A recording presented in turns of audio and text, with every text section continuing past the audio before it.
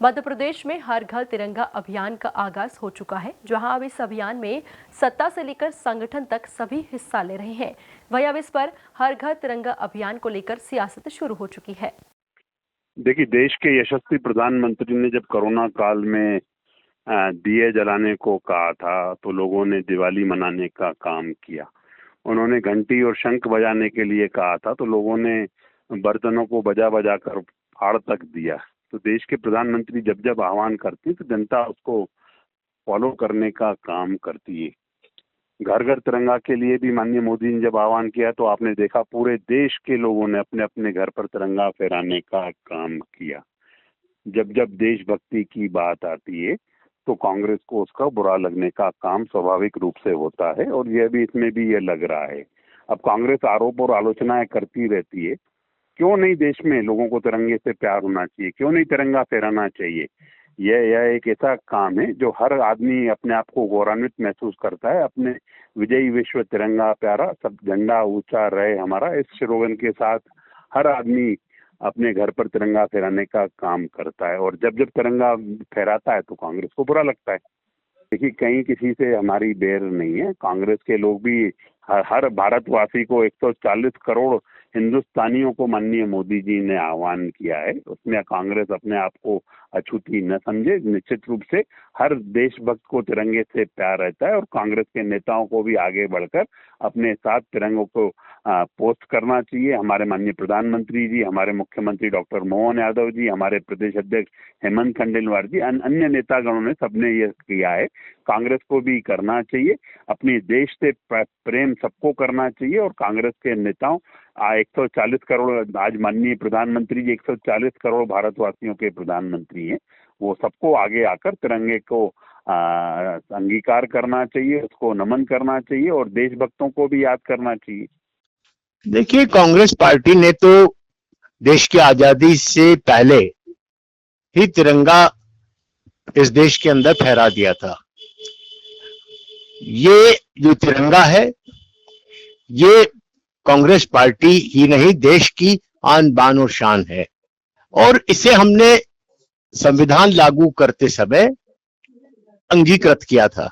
उस समय भारतीय जनता पार्टी के लोगों ने इस तिरंगे को अशुभ बताया था, तीन रंगा बताया था। गुरु गोलवलकर ने जी तो इसको जो है कहा था कि इस ऐसा झंडा बनाने के बाद तो ये देश कभी जो है तरक्की कर ही नहीं पाएगा। और इस तिरंगे को पैरों तले रौंदा गया, जलाया गया, और 56 वर्ष तक आरएसएस ने अपने मुख्यालय पर तिरंगा नहीं लहराया।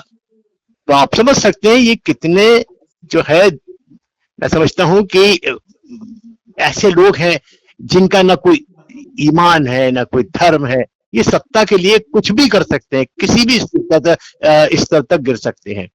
इनका तिरंगे से कोई लेना देना कभी रहा ही नहीं। इन्होंने तो हमेशा तिरंगे का विरोध किया है। अब जब सत्ता में आ गए हैं और जानते हैं कि संविधान के अंतर्गत केवल और केवल तिरंगे के नीचे ही सत्ताएं चलाई जा सकती हैं, तो आज जो है ये बगला भगत बनकर इस तरह की कवायद कर रहे हैं, तिरंगा यात्राएं निकाल रहे हैं। अरे भाई, तिरंगा यात्रा निकालने की उतनी जरूरत नहीं है। तिरंगे को दिल में बसाओ। वंदे मातरम को गाना है तो वंदे मातरम को याद करो। जिस वंदे मातरम के गाने पर इस देश के हजारों हजारों कांग्रेस के लोग फांसी के तख्तों पर झूल गए थे। तो मैं समझता हूं कि ये भारतीय जनता पार्टी के लोग और आरएसएस के लोग, इनका जो मातृ संगठन है, 1925 में बना था। 1925 से लेके और 1947 तक ये एक आदमी का नाम बता दे जिसने कभी किसी अंग्रेज को एक कंकड़ भी मारा हो।